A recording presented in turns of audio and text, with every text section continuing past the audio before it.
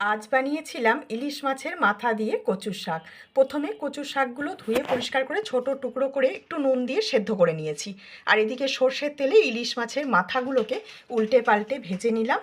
সব কটা মাথা একই রকমভাবে ভেজে নেব। এখানে আমি 3টে মাছের মাথা নিয়েছি।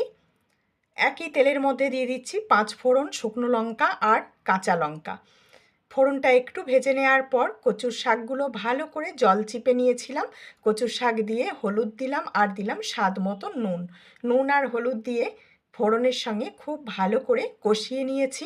এবারে দিয়ে দিচ্ছি ভেজে রাখা মাথাগুলো।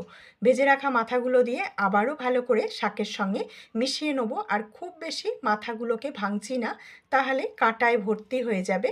একটু অর্ধেক অর্ধেক ভেঙে দিলাম। কচুর শাক একদম রেডি। একটা প্লেটে তুলে নিলাম। আজকের ভিডিও ভালো লাগলে প্লিজ একটা লাইক করো, আর যতটা সম্ভব বন্ধুবান্ধব আত্মীয় স্বজনের সঙ্গে শেয়ার